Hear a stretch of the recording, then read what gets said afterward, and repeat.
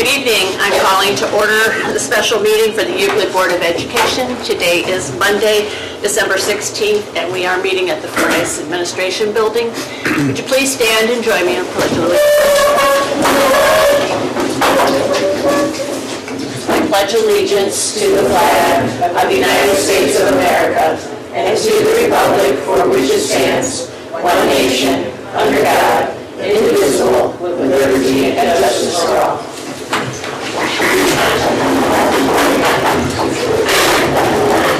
Call the roll, please. Mrs. DeAngelis. Here. Mrs. Liza. Here. Mr. Smith. Here. Mrs. Sudar. Here. Mrs. Van Hoen. Here. All members are present. Thank you. Do we have any additions, deletions, or revisions to the agenda? We do have one deletion. It will be item 7, recognize Operation Warm volunteers, and it will be brought back to the board at the January meeting. Thank you. Okay, at this time, is there any public comment relative to the agenda? Seeing none, then we'll move on to recognitions. Mr. Bell. Thank you, Madam President and members of the board. I'm going to go to the podium to make these presentations.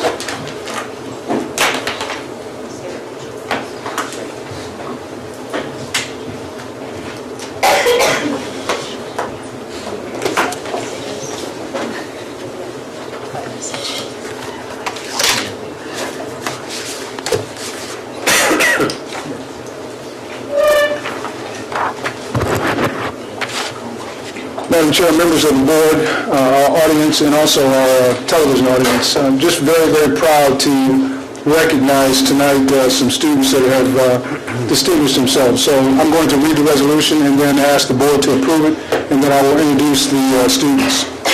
Whereas the Ohio Music Education Association District 7 presented a high school honors event at Cleveland State University on November 16, 2013, which included an honors band.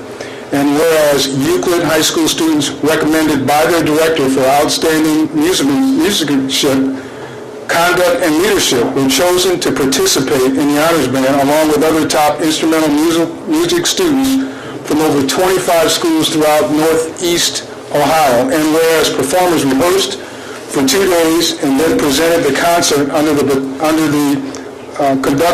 guest conductor, Dr. Birch Browning from Cleveland State University and Professor Stephen Davis, University of Missouri at Kansas City. And whereas 5 members of the Euclid High School Concert Band were selected to perform. And I'm going to introduce those members, and what we'd like for them to do is to come up. They will receive a certificate from our board president, also will be congratulated, and after we have the board to approve. So at this time, board, I'd like for the consider recommendation to approve this resolution. Is there a motion? So moved. Moved by Mrs. Sudar, second. Second. By Mrs. DeAngelis. Call the roll, please. Mr. Smith. Yes. Mrs. Sudar. Yes. Mrs. Van Hoen. Yes. Mrs. DeAngelis. Yes. Mrs. Liza. Yes. Motion carries 5-0. Thank you. Students in attendance, Rashawn Bennett is a 12th grade student who plays the trombone. Chelsea Howland, a 12th grade student who plays the clarinet. Marianne Powell, 12th grade student, plays the French horn. Is he studying? Obviously. Vitalian Randall, 11th grade student, plays the tenor sax. And David Studemeyer, who's an 11th grade student, plays the tuba, which is what I played in high school. Let's just give those students a round of applause.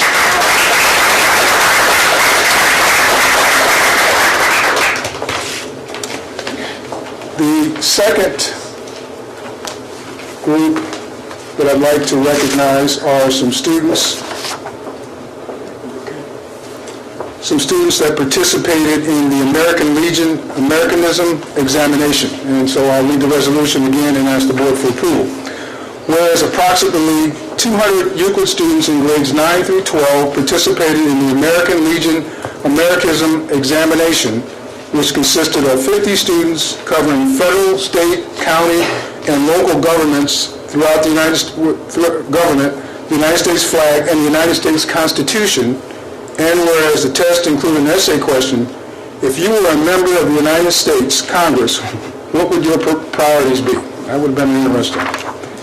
and was used in the tie-breaking situations, and whereas 2 students in each grade level with the highest scores had the opportunity to have their examination papers submitted for competition at the state level, and now therefore be it resolved that the Euclid Board of Education extends congratulations to the following Euclid students for their success at the local level of this competition, which has brought recognition not only to themselves but to the Euclid City School District. And Madam President, members of the board, I ask for consideration for approval of this resolution. Is there a motion? So moved.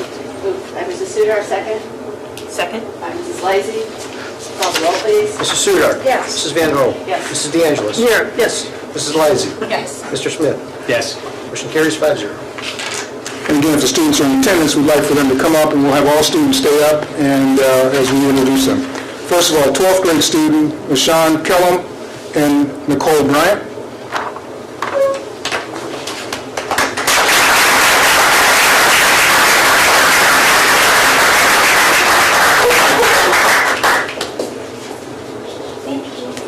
Stay right up there. 11th grade, Kwame McGee.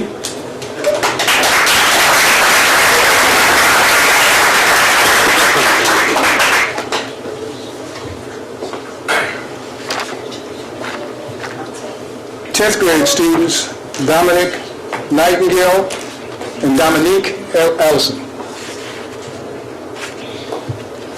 And then 9th grade student, Keyshawn Watts and Sierra Howells. Let's give these students a round of applause. There you go. There you go. I'm just curious. The question was, if you were a member of the United States Congress, what would your priorities be? And I'm sure everybody would be interested in how you respond. Excellent education in Euclid schools. My answer, just keeping the children informed. The future of America lies within our children. Keeping them voting, keeping them informed about the government, so we can keep the government up and running in favor. Very good. Young lady, how did you respond to that question? All I said is that we should stay informed with the military and how everybody should play schools and how we do it. Just want you to know the board and the superintendent are very, very proud of you. So let's give them another round of applause.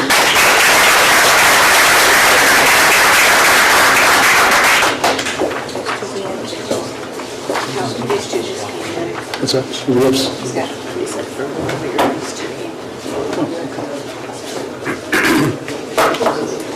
We have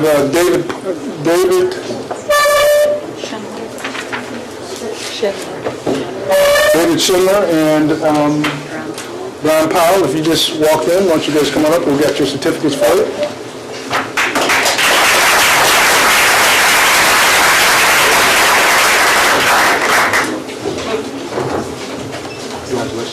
Thank you.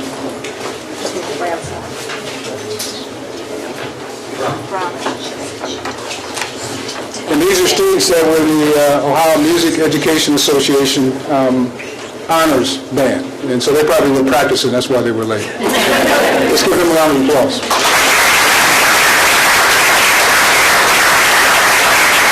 Just wanted you to know that we're very, very proud of you, the board, and all of your teachers. We're all very, very proud of you and what you've done for our Euclid High School. So thank you for your efforts. Thank you.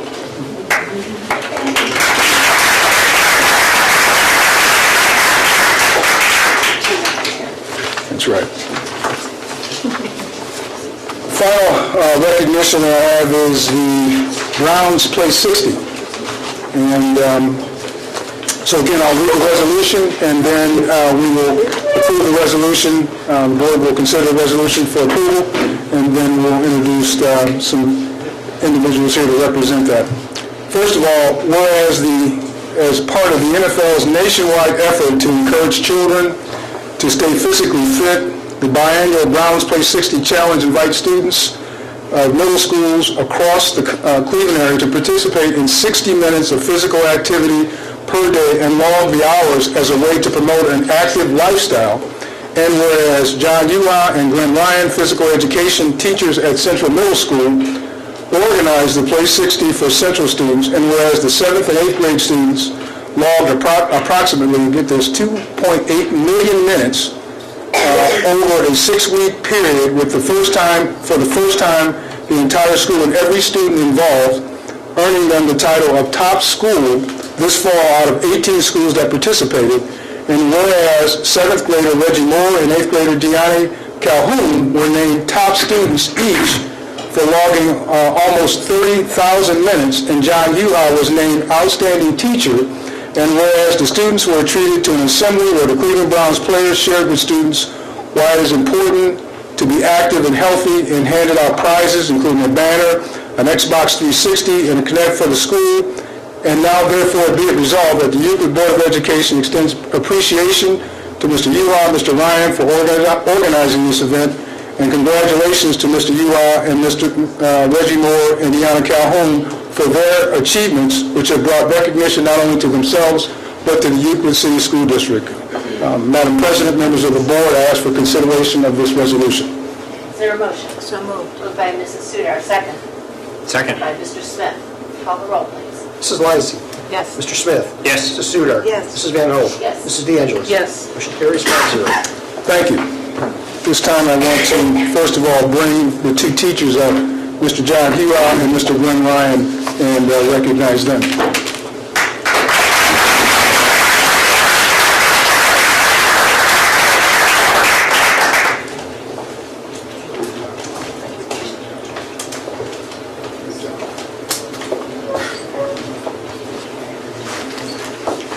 You guys stay for equal opportunity. And we also want to bring the students up for recognition, Reggie Moore and Deanna Calhoun.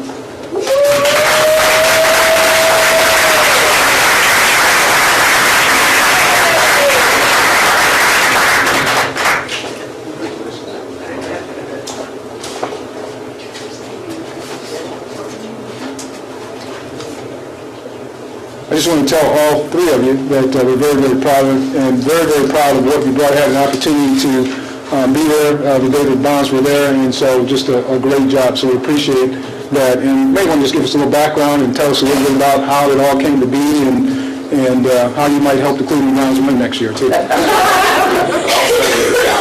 brought it over from Forest Park, so I'm learning what he's done over there. So I'll let him. Yeah, great. No, just a program we started about 4 or 5 years ago, and like you said, just the goal is to be physically active for 60 minutes or more. And like I said, this is the first year we had the entire school participate, which was great. The students really took control, got into it, and there's another one coming up in the spring, so we hope to do just as well in the spring. Great, excellent. And Mr. Calhoun, tell me a little bit about how you got, was it 30,000 minutes? Yeah, 30,000 minutes. Football, basketball, go to my grandma's house. So you did a lot of different things. Yeah. That's right, can't forget that. Well, we just want you to know that we're really proud of all three of you, and keep up the good work, and you've done a great job. So let's just give them a round of applause.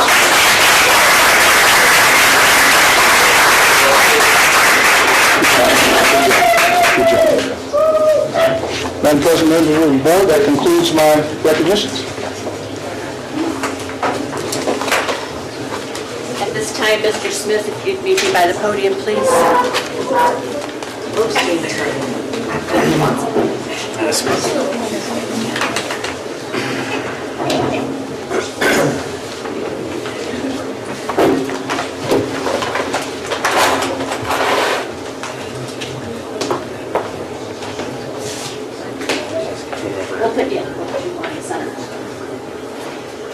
Tonight is Ken Smith's last night as a board member for Euclid City Schools, because we don't anticipate another board meeting by the end of December. And I have a commendation to read on behalf of the Euclid Board of Education, the superintendent, and the administration. It is a pleasure to present this commendation to Ken Smith for 12 years of exemplary service as an elected board member. Mr. Smith was sworn in at the January 2002 Board of Education meeting. During his tenure, he served as the board vice president in 2005 and president in 2007, and as the board's legislative liaison from 2003 to 2006 and 2010 to 2013. We've heard lots of reports out of legislation out of Columbus. Mr. Smith served alongside 8 different board members and during the terms of 3 superintendents. Mr. Smith was a member of the Ohio School Board Association and attended their annual Capitol conferences. Mr. Smith was recognized by the OSBA at their annual spring conference in 2003 and received their award for having served over 10 years as a board member. Mr. Smith worked on 5 successful school levy campaigns, including 3 general operating levies, 1 permanent improvement levy, and a $3.41 million bond issue, which enabled the district to build 4 new elementary schools. Mr. Smith supported the district superintendents and administration by sharing insights, reporting the intent of the community, and working to maintain effective board policies and practices. Mr. Smith completes his term of service, having served with pride, honor, and dignity the people of Euclid and the children of Euclid City Schools. We commend and congratulate Mr. Smith on his leadership and stewardship as a Board of Education member and wish him good luck in all his future endeavors.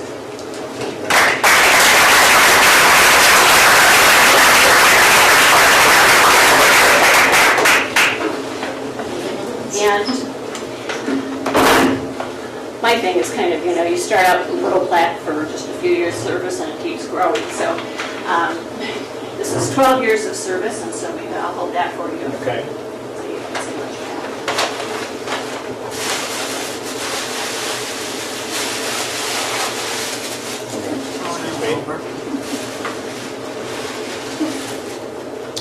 Very nice.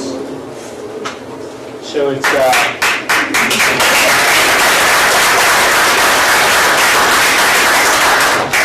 got my name, says Ken Smith in appreciation for 12 years of dedicated service as a member of the Euclid Board of Education, 2002 to 2013.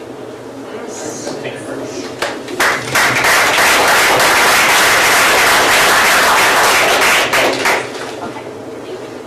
Can I? You can say something now, yes. Thanks very much. I'm sure the board will have things to say at the end.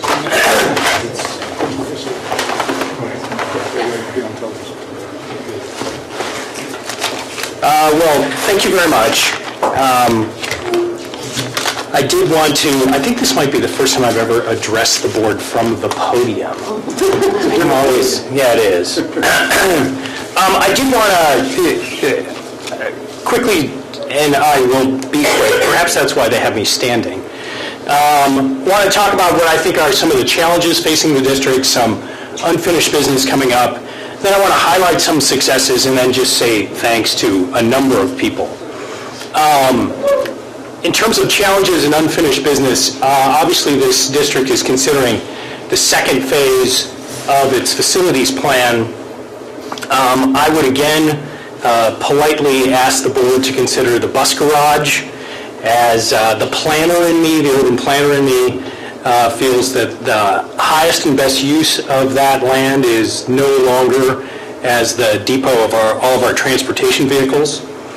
Back when the industrial corridor was packed full of 5 major factories, perhaps it was, but now that property sits between our strongest retail sector and a very healthy residential neighborhood, and I would like to think that we could perhaps be a benefit to the city and move the functionality of that property somewhere else. I would also encourage the district to join the Ohio Coalition for Equity and Adequacy of School Funding. This is an advocacy organization that I believe better suits where our district is in terms of the level of poverty of our students and the challenges that our district faces. I would also, just in reflecting back as with the 10 years that I served as the legislative liaison, the amount of frustration that came out of Columbus that from policies that I don't think necessarily always benefited public education. I would just say that the funding of charter schools currently it reminds me very much of how the banking crisis kind of began to take fold. which is to say things were not accounted for, and we had an economic sinkhole that began in the banking industry, and I think we may well have a workforce sinkhole developing as we are investing public dollars in educational systems that do not produce very good quality. I would also like to say that public education is getting $515 million less now than when Governor Kasich first took office. It's some of those feelings that are going to cause me to seek another office in 2014 as I seek to become the state representative representing this area so I can continue to fight for public education down in Columbus. So again, those are the challenges. Highlights. I think there's a lot of them. To try to summarize, I believe 12 years of good work on one small piece of paper is a bit of a challenge, but let me say that some of the highlights that I believe this district enjoyed while I was on the board is, first off, the $1.4 million grant from the Bill Gates Foundation that led to the creation of 6 small schools at Euclid High School. The $5 million school renovation project that the voters approved in 2005 that helped us reopen Memorial Park in Indian Hills School. That was our first project labor agreement ever in Euclid City Schools history, and that project came in $600,000 under budget. It also allowed us to bring back all-day, everyday kindergarten to the district.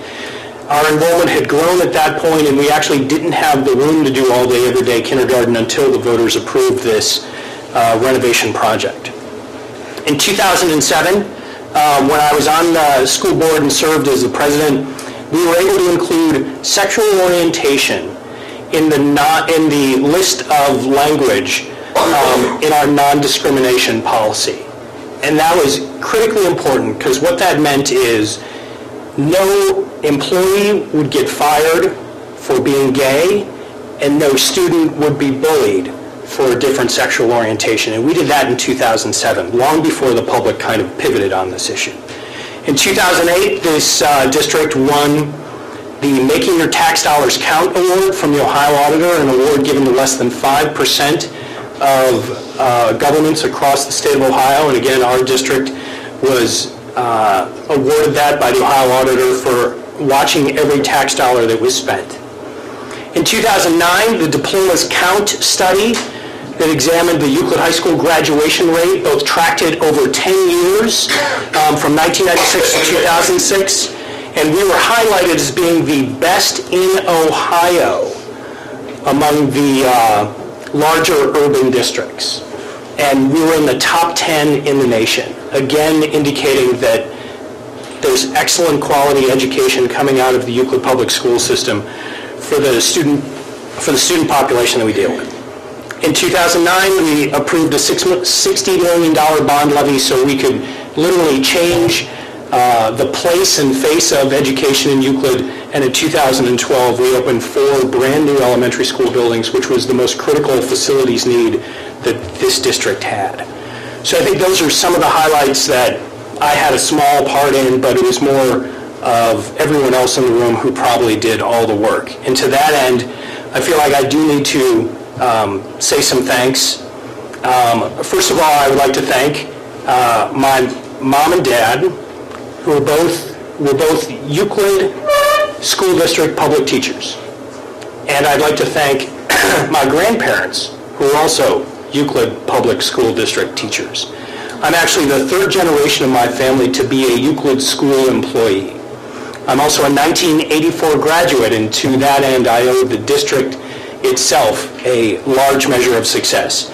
They gave me 13 years K-12, I gave them 12 back. They probably got the better of that. And to that end, I'd like to thank the teachers and employees, both who served me and who currently serve the district. It's very interesting that the current school, the president of the teachers union, I was in his homeroom class his very first year of teaching. So those of you that are teachers out in the audience, beware of who you teach, because they may come back and negotiate your contract across the table from you. I'd also like to thank Dr. Smilik for his very strong leadership currently of the Euclid High School, and several other folks. Steve Vasek, who I first met in Leadership Euclid before I became a member of the board. Steve has served the public in the district ably, and other members of the executive cabinet who are here. I appreciate your service. Two members who are not here, Dr. Andrea Selico and Ken Clickinger, deserve some special mention. Two of the best decisions I was a part of are the two superintendents that I helped hire, Joff Jones, who I think helped move the district forward, and Keith Bell, who I'm sure will continue to move the district forward in great ways. Those would be two of the decisions I am most proud of. I'd like to thank the Ohio School Boards Association, which is an outstanding group in Columbus that works with all of us as school board members. And I would also like to thank the 9 school board members I served with, I believe not 8. Barry Sweet, Brian Pallison, Mike McPhillips, Carol DeWine, Carol Bechtel, and the 4 I currently serve with, which would be Kay Van Ho, Kathy DeAngelis, Donna Sudar, and my partner to my left, Angie Lizzie. Even though they're not here, I would like to thank the media, specifically 2 newspapers that I think did a very good job of covering the Euclid City Schools. The Lake County News Herald, which has picked up the challenge as of late, and I think they've given us very fair coverage.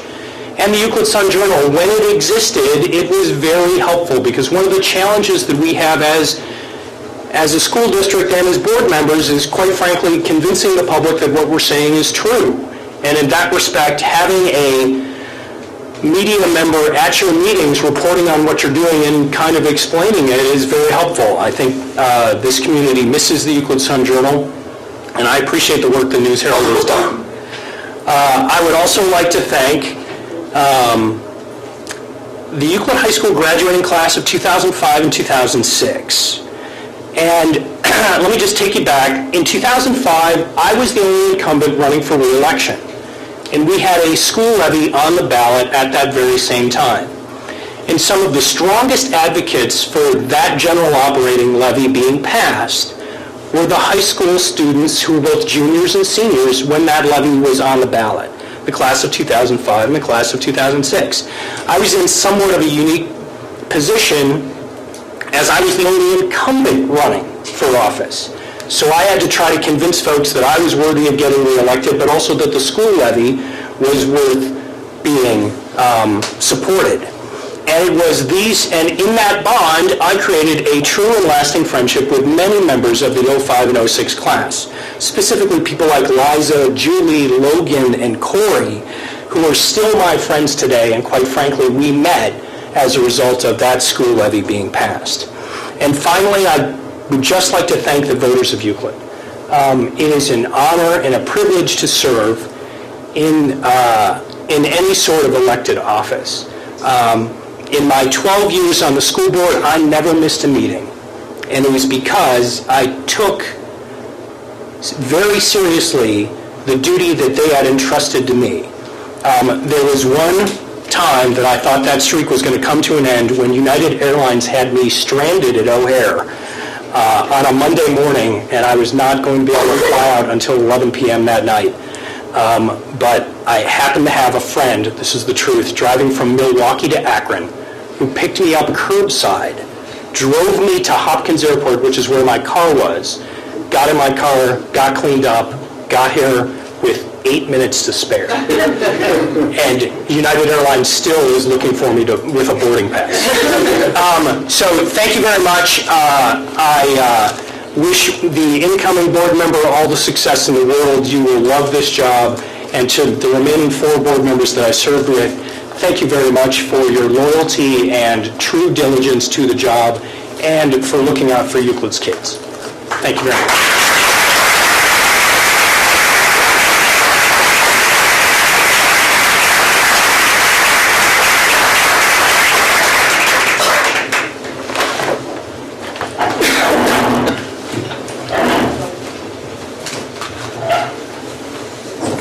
Okay, at this time we have 2 presentations, and Mr. Bell, if you would handle those, please. Thank you.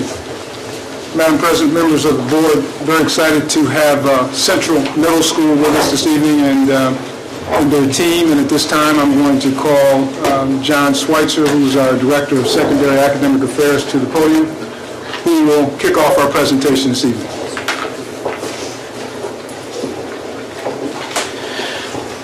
Good evening, Madam President, members of the board, Superintendent Bell, Mr. Vasick.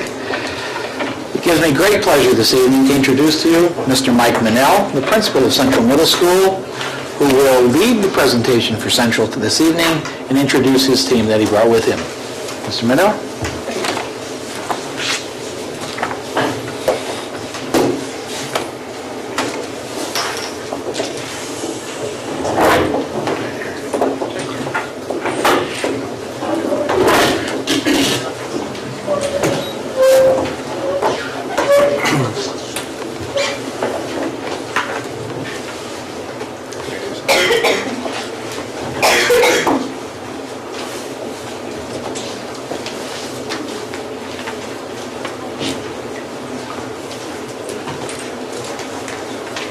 Hopefully the projector will come on here in a minute.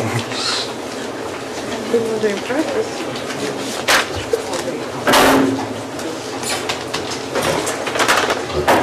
Any ideas?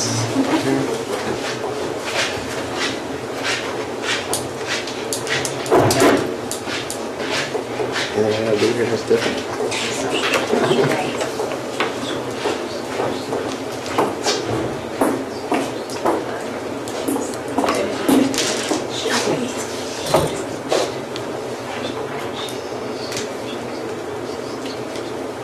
No, it's just great when it works. It worked the best with this. I know. Should never turn it off. There's your problem. Never turn everything off.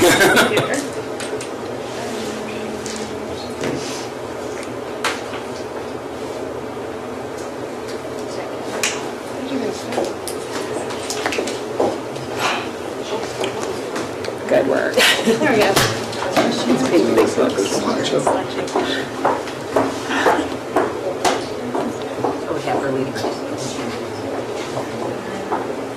All right, here we go. Madam President, members of the board, Superintendent Bell, Treasurer Vasick, my name is Mike Minnell. I'm representing Central Middle School, and I'm here today to talk about our school improvement plan. I have with me my team, Florence Masella, instructional coach at Central Middle School, Mrs. Ariel Hayes, assistant principal at Central Middle School, and Mrs. Janice Svoboda, assistant principal at Central Middle School.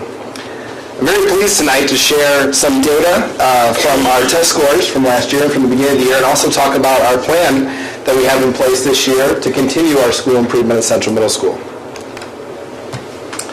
Last year I talked to you a lot about using the 5-step process and making data decisions to drive instruction at Central Middle School.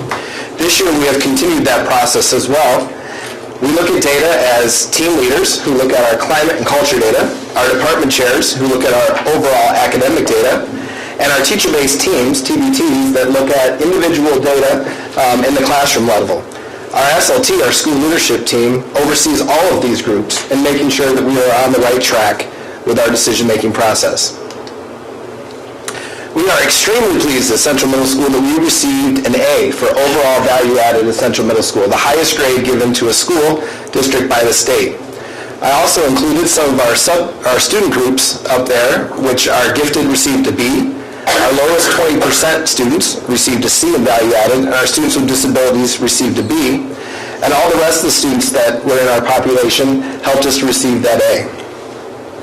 Our performance index last year was a 78.4, and I provided the data on our student groups for advanced, accelerated, proficient, basic, and limited, because one of our strategic planning for this year is to look at each of those groups individually to see how we can continue to move our students forward. In the past, the focus was always on getting students to just become proficient by the state, but with the new value-added measures, which I agree with, it's about pushing all students and making sure that all students are progressing. This is our reading OAA data from last year, actually over the last 5 years, and you'll see our 8th grade up top has made significant gains over the last 5 years. Our 7th grade has kind of flatlined over the last 3 years, and our 6th grade, while we had an increase in May of 2011, has slowly decreased over the last 2 years. Those are two areas that are a focus of us this year at Central Middle School. In math, we have seen gains with our 6th grade and 8th grade over the last several years, and our 7th grade has stayed pretty stagnant. We're very pleased in science that for the last 5 years we've made significant gains, which is an extremely difficult test at the state level for 8th grade science.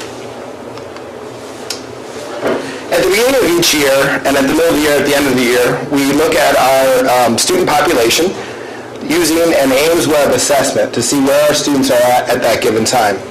This year, at the beginning of the year, you can see the circle graphs on the screen. The green are students that are on target to absolutely pass the OAAs at the end of the year. The yellow students are in our caution area, and our red students are in our remediation area. We use this data to place students scheduling in support classes as well as enrichment classes to make sure that all of our students are moving forward. We were very pleased by this data this year. This is a higher fall benchmarking data than we've seen in the past for both math and reading. And this is our math data. We use that Ames Web data as well as our past OAA data and other Mastery Connect data that we have on our students as an SLT and looked at forming goals for this year, realistic, attainable goals that we felt our students and our staff could certainly achieve. You'll see the goals there on the right for 2014. We believe if we can reach these goals, then we will certainly continue to receive an A in value added. Our focus this year is really on our Tier 1 instruction. That's instruction for all students. And our belief as a school leadership team this year is that what we need to do is really put more ownership on student learning. We need our students to take ownership in what they're doing in the classroom. We do that by communicating progress with our students about where they're at with their standards and making sure that they're mastering the standards that are required of them. We want to take that focus off not just the grade that a student gets, but how well they're progressing on the state standards. You may have heard of an online program called Mastery Connect that the district has adopted this year. It's an easy way for us to evaluate our students, assess our students, and look at that data in a way that allows us to focus on effective instruction and differentiation for all students using flexible grouping. 100% of our core teachers and many of our rotation teachers are using Mastery Connect on a regular basis to look at the assessment data. This has allowed for increased collaboration with and between both middle schools. It allows teachers and students to receive immediate feedback on assessments. You see at the bottom a couple of examples of item analysis that our teacher-based teams are able to look at in looking at assessment questions. The green shows the correct answer, and the red are for the incorrect answers. And a well-written assessment, teachers can gain valuable information by not only the correct answer, but also the incorrect answers as well to see where those students are making mistakes. This data is used during collaboration for our teachers to really focus on what the students need for remediation, or if it's time to move on or provide enrichment for other students. This is an example of a Mastery Connect tracker where teachers can keep track of where all their students are at in terms of each of the specific standards. We've also stressed with our teachers, like I said earlier, to have our students take ownership in where they're at. These are two examples of posters that different teachers have in their rooms where students, based on the number represents a student name, they place their number on where they are at with mastery for certain standards. It's a great way for students to not only see where they're at in mastery, but also to see where they compare with their peers. At this time, I'm going to turn it over to Florence Masella to talk about formative instruction and assessment. Good evening. A second way we've worked at Central to increase student ownership and share progress with students is formative instruction and assessment. Formative, done during a lesson or a unit instead of waiting until the end and the students take a summative test and then we find out if they learned what they were supposed to. Formative, it allows teachers to make on-the-spot decisions based on student need to change instruction versus just following a textbook or a prescribed lesson plan. About half of our core teachers at Central have been trained by Donna Snodgrass here in either formative instruction or assessment writing. And that has allowed all of our teachers to collaborate and improve as teachers become more effective in the classroom using our assessment for learning strategies and other ways that we've asked the right question to assess student learning in the classroom at that time of learning, again, instead of waiting until the end. A key feature of formative instruction also is that all students, have to actively participate and reflect in the process. So they can't just sit on the sidelines and guess if they're learning something. Students need to be aware of what are they supposed to be learning, are they learning it, and what's the next step? Do they need to show what they're learning, or is there a misconception that they need help in correcting, and they are part of that process? These are examples of some of our assessment for learning strategies in action at Central. At the top right and bottom left, you see examples of the learning targets, the state standards that students need to master, and teachers have broken them down into I can statements, student-friendly language, so that teachers give these to the students at the beginning of units, and they see what they're supposed to learn. They reflect on them during the unit to see how they're progressing. In the top left and bottom right are our assessments for learning. Teachers, again, they were trained to learn how to ask the best type of questions during the lessons to find out what students are learning. And then again, students need to own their learning and be involved. The teacher asks the question, students put up an ABCD card based on their answer, and then the teachers have an activity already in place. If they picked A, this is your activity. You pick B, this is your activity. So again, to help their learning in real time. And then at the bottom right is the thumbs up, thumbs down, thumbs to the side. Teachers use this throughout lessons, during bell work, to check on homework, to check on understanding throughout. Do you totally understand what's going on? Thumbs up. I really have no idea, thumbs down, or kind of to the side, I think I got it, but I have a few questions. And teachers can see that from all the students taking ownership of their learning and help correct that. And then in the top middle, where it's a stoplight, teachers often use this at the end of their lessons as an exit pass. They ask a question or give a prompt to students, and then they fill out on a sticky note to the question. If they have more questions about it, don't understand, they stick it on the red. They understand some of it, have a question on something else, stick it on the yellow, or I totally got this and here's me showing you, goes on the green. And then these are examples of students reflecting on their progress. So they got feedback on an assignment or an assessment, and then they fill out a form that shows how they did, how do they want to do, how can they improve. Or at the end of a quarter, students look at their progress on all the standards, often using a printout from Mastery Connect, and then they reflect. What are my strongest areas this quarter? Where can I grow? And finally, an example from the teacher in the classroom, she has the I can statements at the bottom. Students check off, this is where I'm strong, this is where I need to work, and they set a goal for themselves with a time frame so that they're making progress toward that goal. And then the target shows the steps along the way, because the goal might be a few weeks away, and they want to see the little steps of progress along the way until they make it into the target. So students taking ownership, reflecting on their learning by teachers communicating progress to them.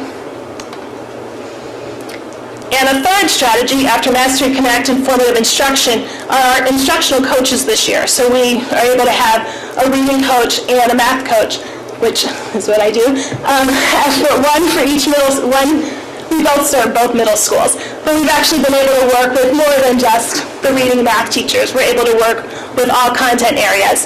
And some things we've been able to do this year, classroom collaboration.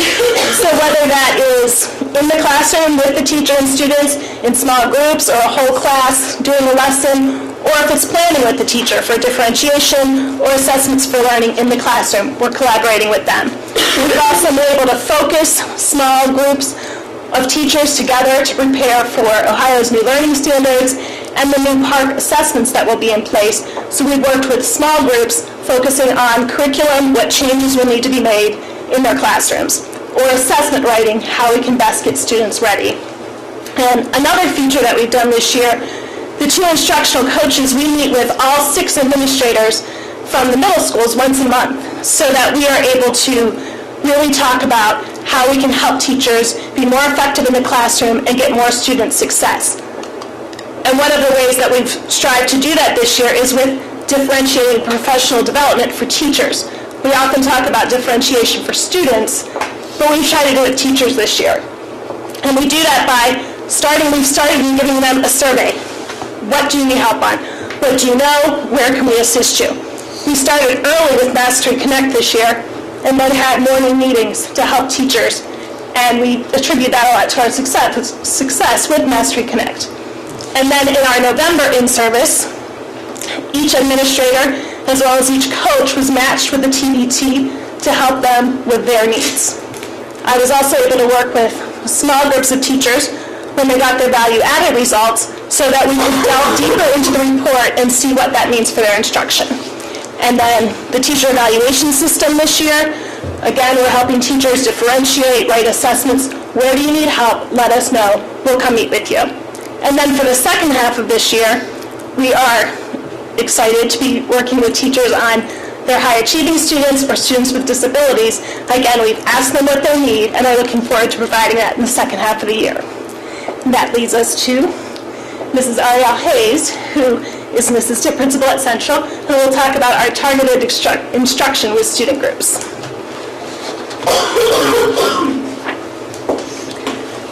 So at Central Middle School, we meet the needs of students through targeted instruction. At our last school leadership team meeting, we decided what we wanted to do for our specific populations and how we can best serve them for the second half of the year. One of the courses that we provide is our math support class. At the bottom of the screen, these are the tools that we use in order to meet the needs of those students that need math support. Our Title I teachers, we actually started with those tutors. We started with them last year in the second semester, and the benefit for us this year is we actually started with them in the beginning of the year, which has been very helpful for us. We use Ames Web Progress Monitoring in order to determine where they are and where we need to get our students. And then we also provide specific instruction to meet the student needs. As you can see from this slide, all grades had significant progress from last year's data to this year in their progress. With reading support, we are also using some of those same tools. We have Title I tutors. We also have a 100 book challenge, and we use the progress monitoring. Out of the 6 areas between math and reading, we have improved in 5 out of those 6 areas. And we are looking at grade 7 in reading as one area that we want to continue to look at and improve in. With co-teaching, this is our second year of co-teaching in our building. We look forward to its continued success. All students in the co-teach classes have access to their grade level curriculum, which is important because it provides them with all of the information that they need in order to be successful academically in the classroom as well as on standardized testing. We have transitioned more students to the co-teach model, and we are seeing tremendous success with all of our students that are being placed in those programs. Another program that we're using is Wilson Reads. It's a program for our special education population, and it's used for students who were unable to internalize sounds and word structure to decode words as it relates to reading fluency. We believe that as students are able to read more fluently, it will help them, as you see here, systematically teach with fluency, decoding, spelling, vocabulary, and comprehension. Our goal is for our students to gain strategies and tools to help them read more independently. We're seeing that our students are having success, those students that are in that particular program. One of the things that was mentioned by Ms. Masella is that we wanted to target our high achievers. As stated by Mr. Manell earlier, we've talked a lot about all kids getting to at least proficient, and we want to move past that idea of at least. So with this, if you look at our math data that's there, 99% of our high achieving students, so that would be the students that are in honors and gifted, 99% of them pass the math test, and 100% of those students pass the reading test. What we want to do, though, is make sure we're moving more students into the accelerated and advanced categories on our state assessment and just move them forward because we want to make sure they have value added to their education just the same. And another thing that we've done this year is we created a survey for teachers in order to provide professional development opportunities for them centered around our high-achieving students to find out what we can do to better assist them so that they can make sure they are pushing our students to achieve at higher levels. All of this is possible with the positive climate. Mrs. Swoboda, the other assistant principal at Central Middle School, will now share our climate data with you. Good evening. Okay, so our climate at Central is something that we're very proud of, and we believe that a lot of our growth in math and reading is because of our climate. So again, we use the 5-step process through the SLT to come up with 2 goals for the year. The first overarching goal is to plan positive, proactive, and personal activities for students and teachers. And embedded within that, we wanted to specifically target our 6th grade students who we felt were exhibiting some impulsive and slightly aggressive behavior. So what you'll see over the next couple slides is how we've chosen to do that. Again, I said we're very proud of our climate here at Central, and before we talk about it, we just wanted you to feel it. This is day 1.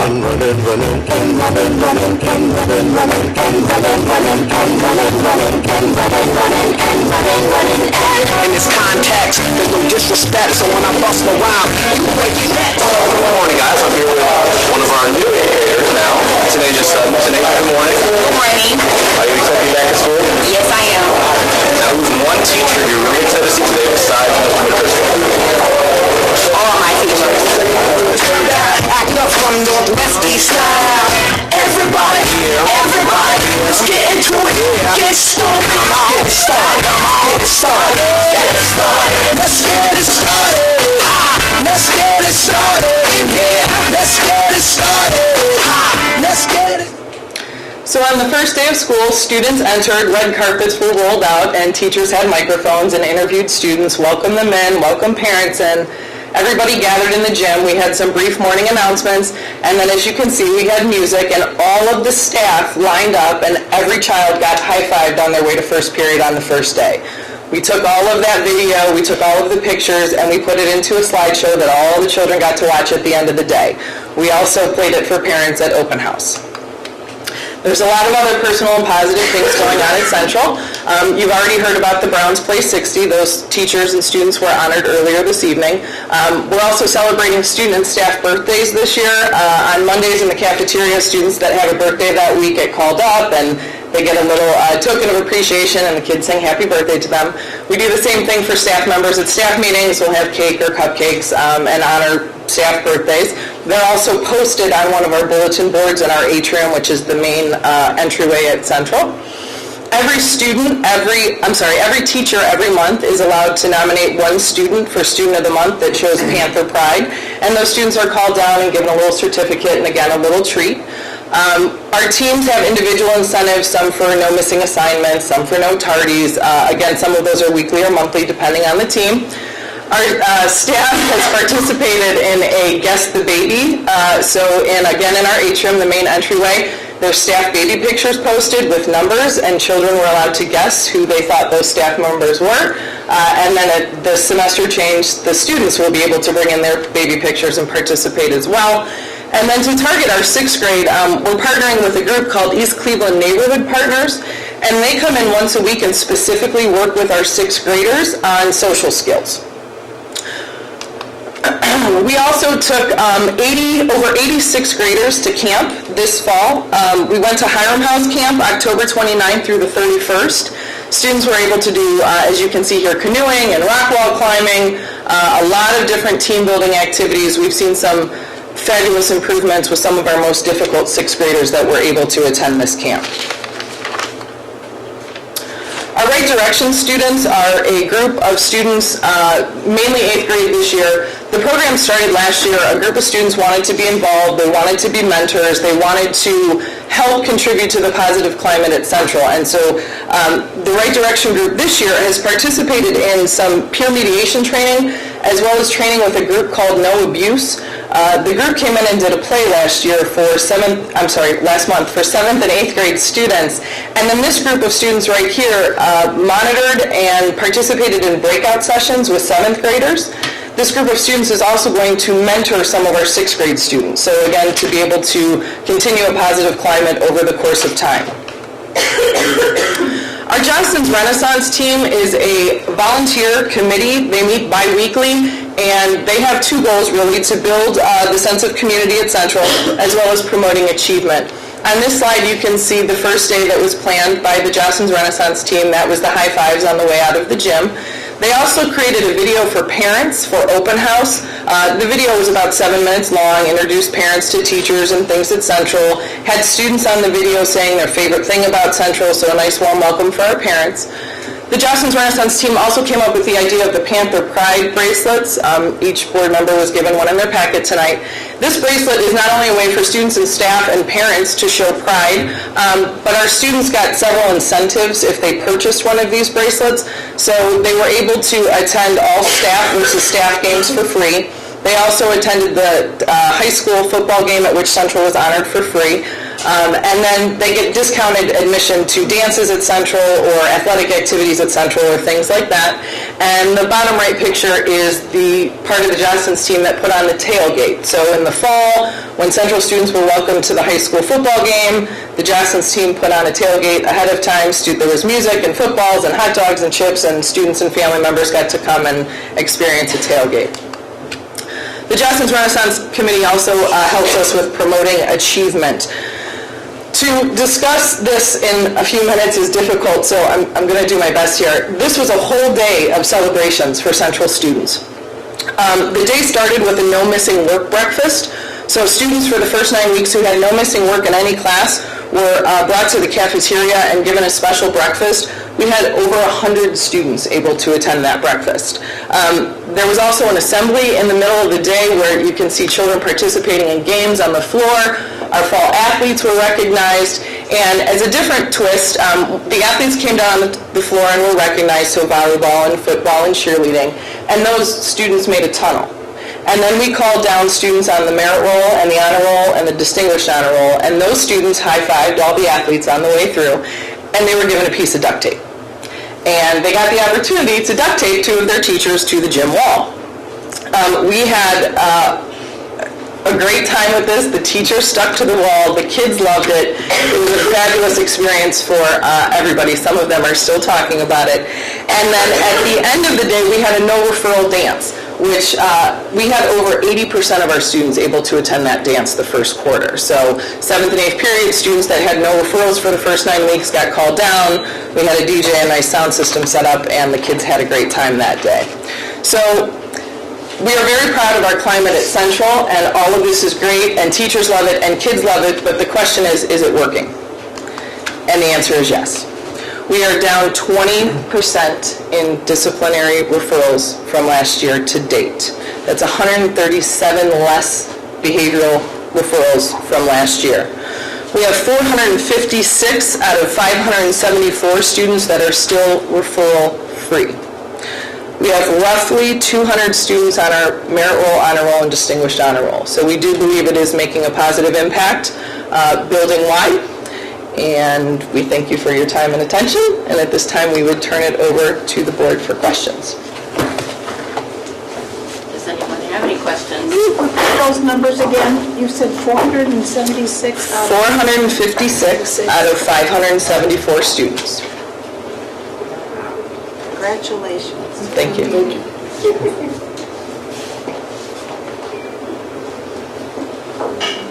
Any other questions or comments? Thank you for a wonderful presentation. It's hard to have questions when you cover everything so well. Thank you. Yeah, go ahead. Thank you, Madam President, members of the board. There are a couple things I just wanted to just highlight that I thought were just very, very, very good. First of all, Mrs. Hayes said something I want to make sure the board didn't miss. She said we want to move past at least, which I think is a significant statement to make. You know, it's very easy to just do at least, but we're moving past that. You know, at least isn't good enough. And I like the fact that we understand that we need to do that. And I think the other thing that is extremely important here is the fact that Central is doing some things to reward kids for positive behavior and all that, but as Mr. Manell and I've talked to the team, that hasn't been the reason why they've done what they've done. The reason why they're getting the residual, I believe, is because of the fact that the kids see that the people are paying attention to them. They're paying significant attention to them, And because they're paying attention to them, it's very difficult to disappoint those people who are going out of their way to do what they're doing. And so I commend the staff for looking in innovative ways. There are many teachers that are out of their comfort zone with some of this. I mean, being taped on the wall, and as you can see, Mr. Monell can't dance, you know, all that. I disagree. And so, but they are doing some really, really unique things. So I just wanted to make sure that I told them how much I appreciate their efforts and how they're thinking outside of the box and really what they're doing for kids. So I just thought you guys did a nice job. Thank you. I did have a couple. I do want to say, I find it interesting that the I can statements have come back around, because way back and when I was teaching in the 70s, we had to write out I can statements for everything to meet for the students to meet the objectives, and education never really totally changes. It just kind of swings and things come back around and around. But I do think that you're making tremendous progress. I just am really thrilled to hear all the great results. And it seems like a lot of the energy that you've put into it is working, and that's great to see. Tell me, each administrator, I'll throw Coach into all of you. What excites you the most about your students? What excites me the most about my students is their energy and the fun that they have. People always ask me how I can work in a middle school for so long, work with middle school kids and an urban middle school at that. And it's not the kids, you know, that might cause the headaches. It might be parents, it might be staff from time to time, but working with the kids and the energy of the kids, of what they bring every day, and watching them learn something new and take a chance on something new, and then when they accomplish that, rewarding that accomplishment and seeing the smiles on their faces is definitely what makes it worth it for me. Okay.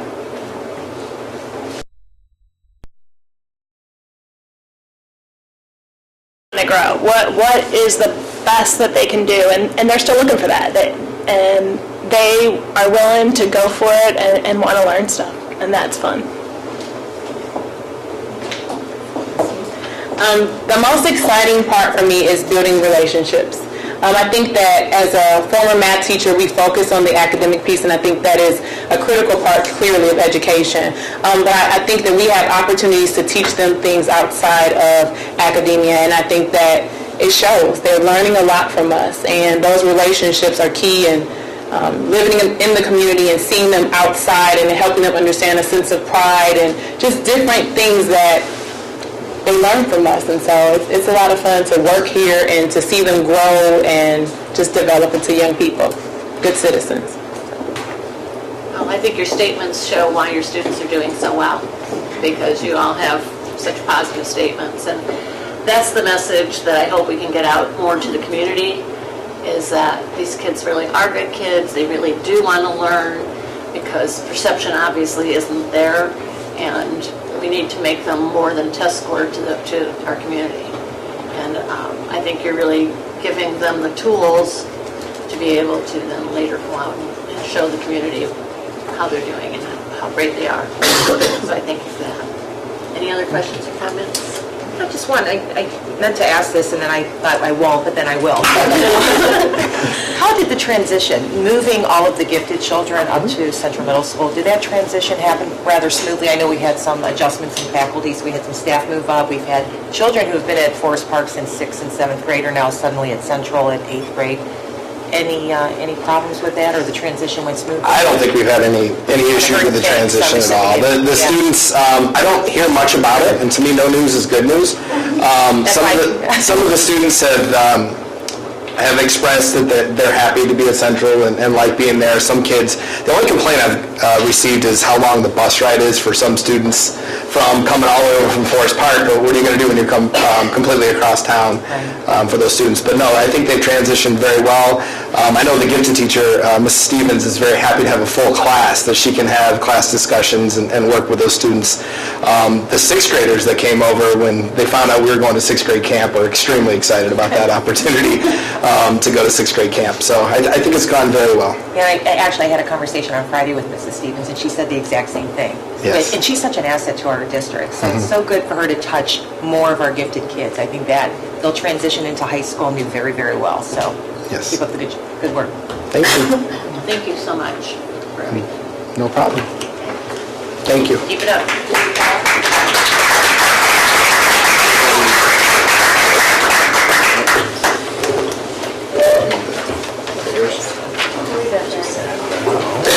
Need the cord?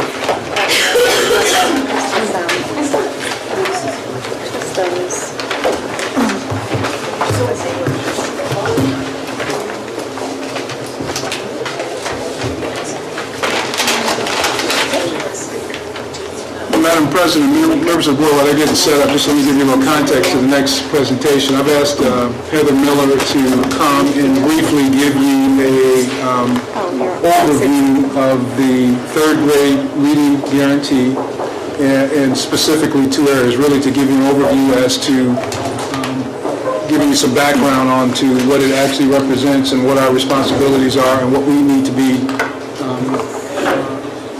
planning for, and then secondly, to give you some detail regarding what our specific plan is to address this particular initiative. As you members of the board may be aware or may not be aware, this is an unfunded mandate. This is something that we're required to do within our current scope, and as Mr. Smith has already outlined, we've got some challenges with our budget, but we have to make this work, and we're going to make it work. So we're starting the planning process now. So I've asked Mrs. Miller to give you a brief overview of what we're doing to connect with parents, and what our plan is to be able to address this initiative. So at this time, I'm going to turn the presentation over to Heather Miller, who is our Director of Curriculum and Instruction. Mrs. Miller. Thank you. Madam President, members of the board, Superintendent Mr. Bell, and Treasurer Mr. Vasic, thank you for hearing me today. I just want to start by saying that this report is a little different from what you may have seen in the past, and I can do that because all of the buildings, including Central, have done such a wonderful job talking about all the initiatives, from TBTs and collaboration to using Mastery Connect to assessment strategies and how they're using formative assessment. They're talking about all of the things that are coming out of the curriculum office just by nature of what they do. So I really applaud all the buildings that have presented so far, and all of those that are yet to come, because it makes my job a lot easier. So you don't need to hear about everything that's happening because you already have. So because of that, I chose to really focus today on the third grade reading guarantee, which is a mandate, as Mr. Bell said, that is unfunded, and we are striving to really meet the needs of our students in the best way possible. So when we put our heads together, the plan that you're about to see is Euclid's plan to address the third grade reading guarantee. And we are presenting this information. The same PowerPoint is available on the website for our parents, and we're also presenting to each building. We've already presented to Shoreview. We will be at Arbor on Wednesday, January 22nd from 6 to 7:30. Bluestone on Monday, January 27th from 6 to 7:30, and then again at Chardon Hills that same day, Monday, January 27th from 6 to 7:30. And at those presentations, this video will be available for parents so that they can see what we are planning to do here in Euclid to meet the needs of those third grade students. And then teachers and other staff members are available to meet individually with the parents so they can talk about what those scores that they got sent home pertaining to their individual student, what those scores mean, what they can do to address the needs of their child, what they can do to support them from home, and all of those other pieces so that we can work together with the parents to ensure that our students are successful in third grade. So with that being said, I will play the video and then I will answer questions at the end.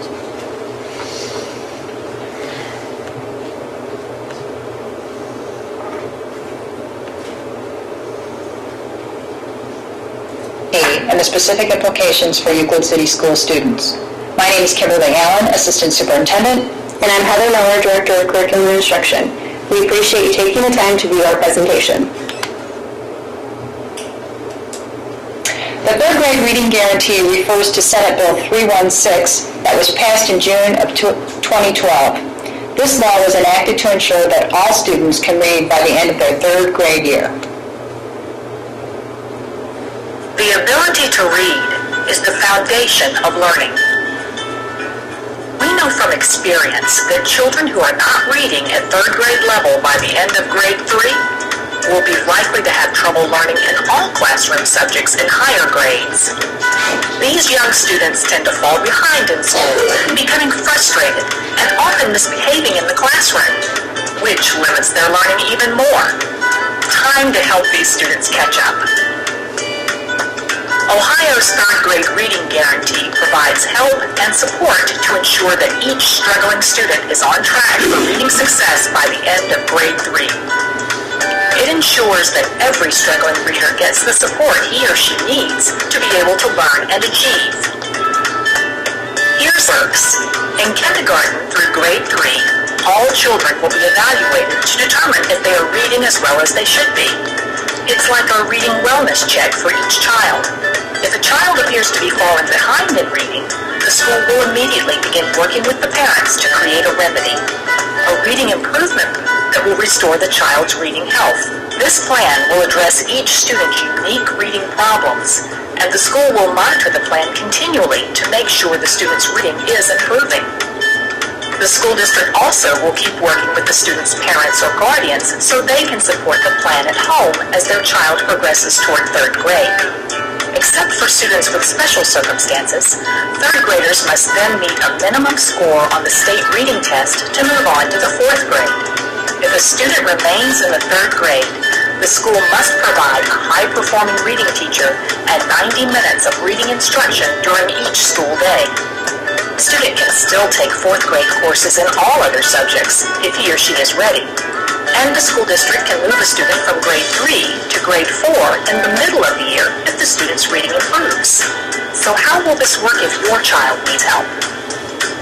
Studies on Florida's version of the third grade reading guarantee show that students who remained in the third grade and received intensive reading instruction improved dramatically in overall school performance in the years following, leading to achieve the same results here in Ohio. We know that parents feel responsible for helping their child succeed in school. Talk to your school today about its plan for improving your child's reading abilities. Ask how you can be involved and how you can support your child at home. Together, we can prepare all of our young readers for a bright future. Have a question? Send it to thirdgradeguarantee@education.ohio.gov.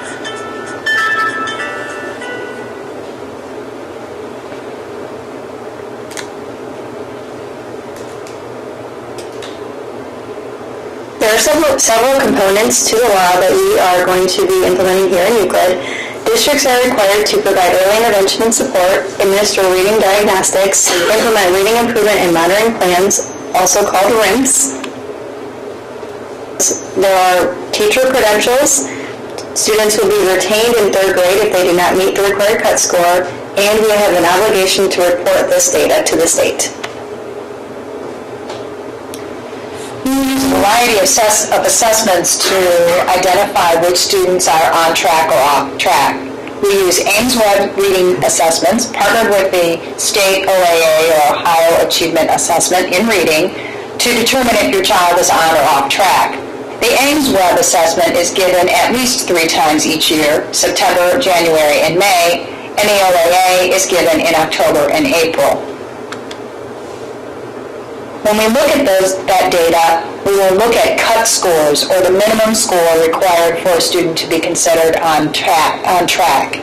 The OAA cut score was determined by the state, and that score is 392 or above, and the Ames Web score changes as students should become more skillful as the year passes through, and so fall score would be 77, a winter score of 105, or a spring score of 119 would be required for a student to be considered on track. So what happens if my child is not on track? If your child scores below the cut score during any of those testing windows, you will be notified by the district in writing. Once that happens, your child will also be placed on a reading improvement monitoring plan, also known as a RIMP. These plans are individual and they will provide targeted interventions for your child. My child didn't pass, now what? So if your child does not get a score of 392 on that OAA in the fall or in the spring of the third grade year, the consequence is that that child will not be able to be promoted into the fourth grade for reading only until proficiency score is attained. That means multiple opportunities for the student to be reassessed throughout that school year. A summer intervention program will also be available for Euclid students who are not on track, and that will exist this particular summer from July 21st through August 15th. And at the end of the summer program, students will be given an opportunity to take the OAA equivalency test so that they can be promoted at the end of the summer, going right into 4th grade reading along with their other content areas. If summer intervention still does not work, your child will have an opportunity to be promoted to 4th grade for all subjects except for reading. At that point, they will go to a different reading teacher that will focus on 3rd grade reading skills and also the 4th grade reading curriculum so that they don't fall behind. Proficiency checks or an OAA alternative will be given at the end of each quarter, and that will hopefully allow your child to demonstrate proficiency during the year. Mid-year promotions will be possible based on those quarterly OAA equivalents. If your child demonstrates proficiency in 3rd grade reading at some point during the 4th grade year, they will then be moved to the 4th grade reading program at that time. They will be in 4th grade for all other content areas. As we all know, reading is a fundamental key to your child's success in school and in the future. It is extremely important that you encourage reading at home and work with your child whenever possible. Your teachers will give you a few ideas of how you could work with your child from home. The Ohio Department of Education posts all new information related to this and other state initiatives at www.education.ohio.gov. ODE also uses the following social media sources to connect educators and parents across the state.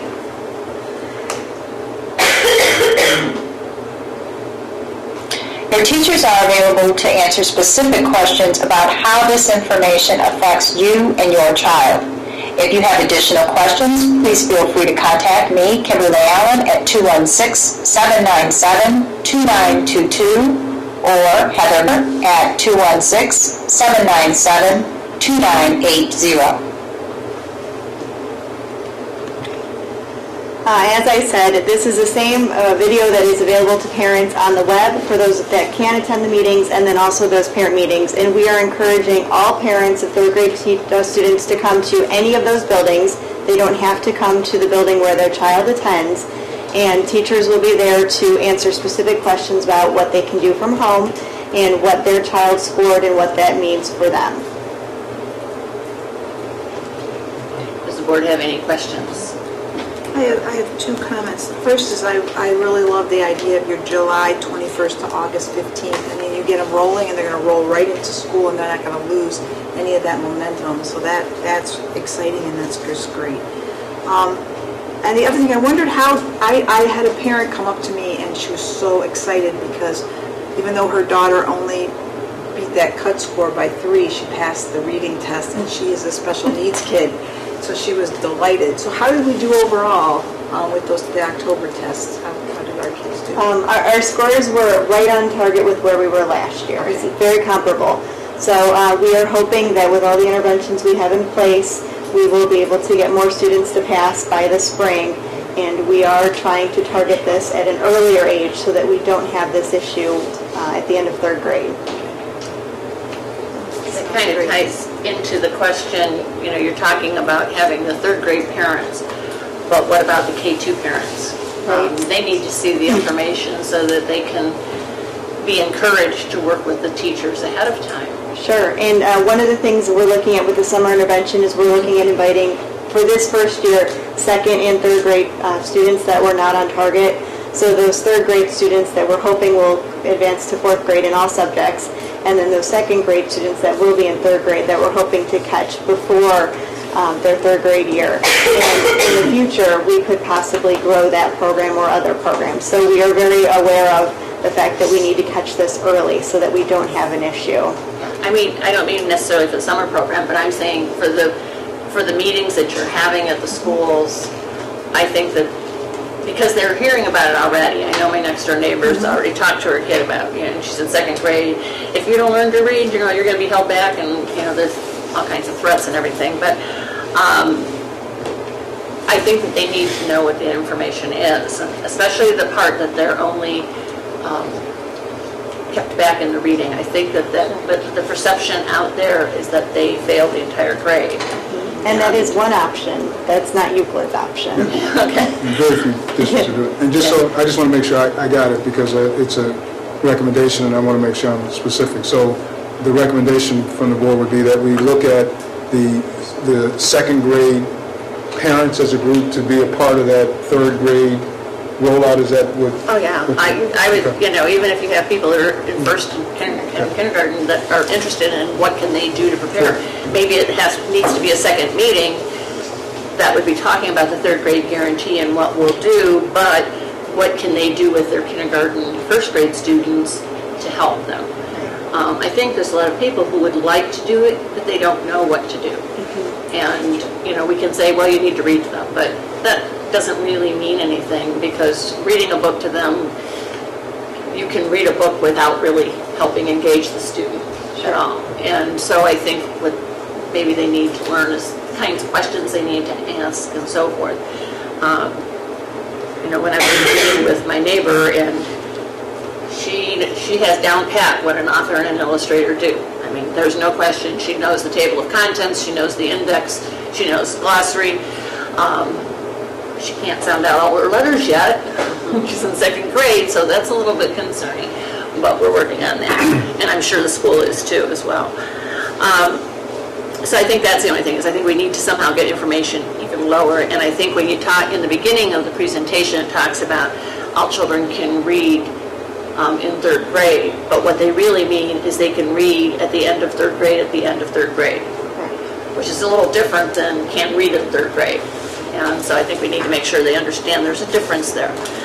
I was concerned about moving the student in the middle of the year, but I see that you said that they're getting fourth grade reading instruction as well, because I was concerned, how do you just take a kid who just learned third grade and dump them in the middle of fourth? Because there's an awful lot in fourth grade. So I think we answered a lot of questions. I hope so. And these parent meetings are open to any parent in the district. They don't have to be only third grade parents. We did specifically target third grade parents, obviously because the implications for their students this year. But I will take that suggestion back.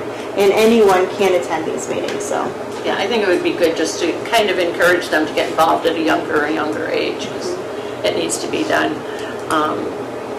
And what kinds of questions they can ask when they read books with them and so forth, to make sure that we're getting them up to that standard. Okay, any other questions or comments? Thank you very much. Thank you. Okay, going on with policy revisions. Mr. President, members of the board, I just would encourage the board, if you have any questions as you go through, this is our second official reading of the policy revisions and changes along with the additions. If you have any questions, please get those to me, and then I can research and get that information back. I did answer several this week, but if you have additional questions, just go through that second reading, get that to me, and I will respond, and we'll go from there. But tonight, what I'm just asking is that we, for consideration, is the second reading of the policies. Thank you. Is there a motion? So moved. Moved by Mrs. Sudar, second. Second. By Mrs. DeAngelis. Any questions or comments? Call the roll, please. Mr. Smith? Yes. Mrs. Sudar? Yes. Mrs. Van Hoen? Yes. Mrs. DeAngelis? Yes. Mrs. Lysy? Yes. Motion carries 5-0. Thank you, and that covers items 12 and 13. Okay, thank you. All right. I'm going to move number 15 up so that we can do board member comments before we go into executive session. So, any board members want to make comments? Sure, I'd like to. Okay.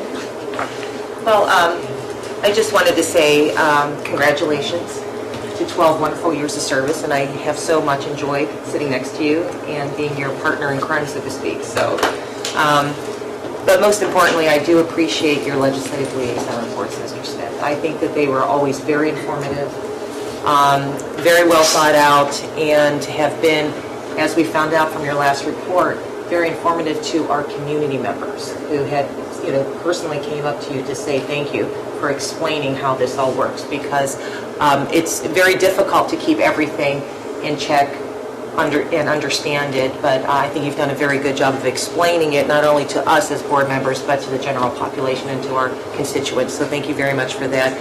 Best of luck to you. I'm sure you're going to do very well. And I appreciate you representing Euclid in such a positive way. So good luck and thanks again.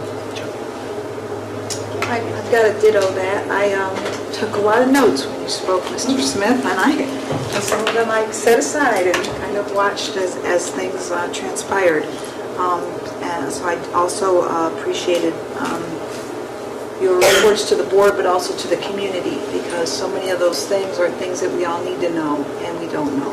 And you made people know those things. So I appreciate that. And I also want to wish you a lot of good luck in your future endeavor. Thank you. All of 2014 will be an exciting time, so Yes, we will. good luck. I would like to say good luck.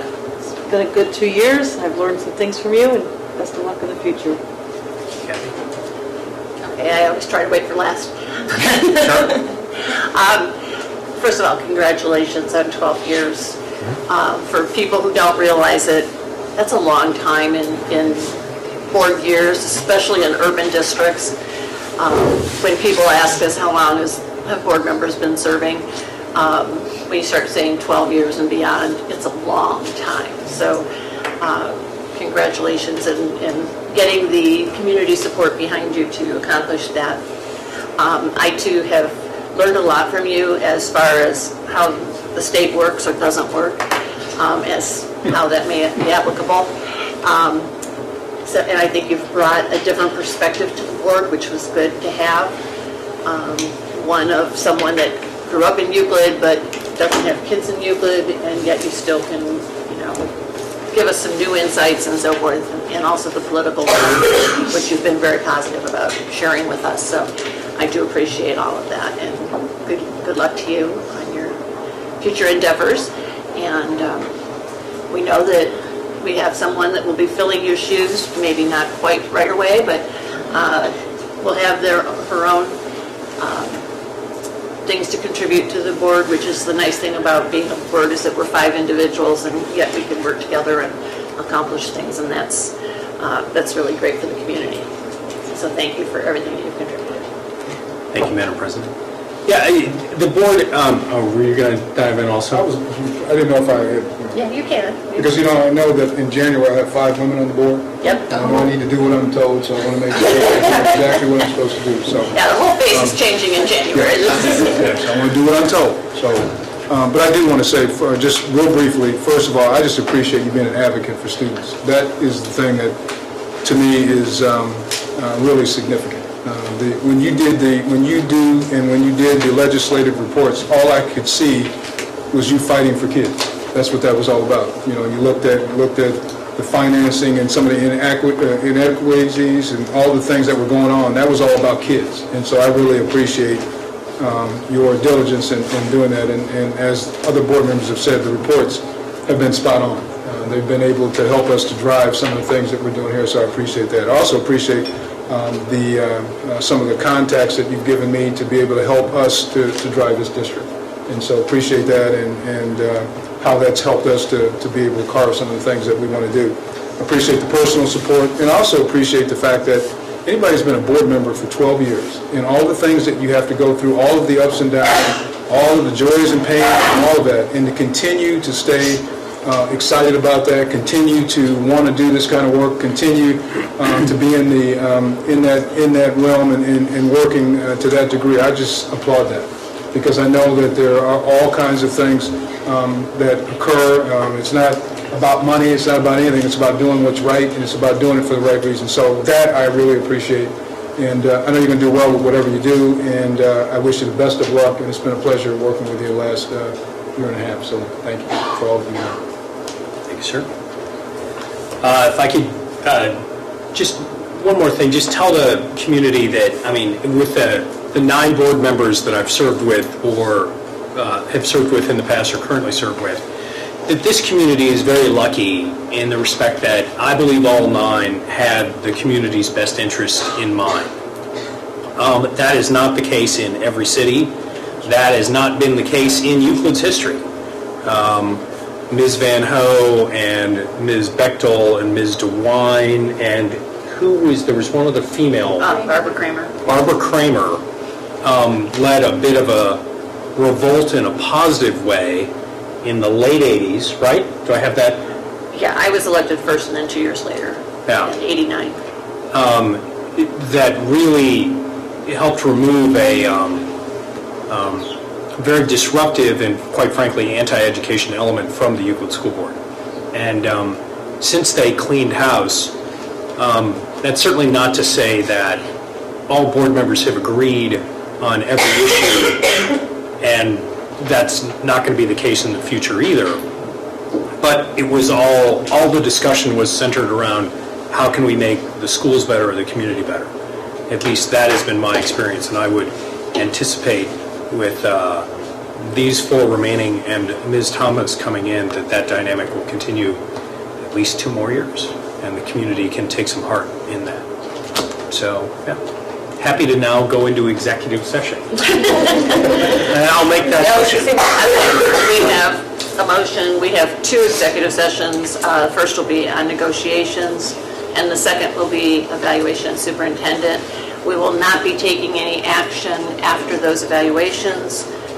Any action that has to come out won't come out until next year. So, go ahead, you can make your motion. Madam President, I would move that the board go into executive session for the purposes of negotiations, or an update on negotiations and an evaluation of the superintendent. Thank you. Is there a second? Second. Moved by Mr. Smith, seconded by Mrs. Sudar. Call the roll, please. Mrs. Van Ho. Yes. Mrs. DeAngelis. Yes. Mrs. Blackburn. Yes. Mr. Smith. Yes. Mrs. Sudar. Yes. Motion carries 5-0. Thank you. You are all welcome to leave and have a happy holiday season.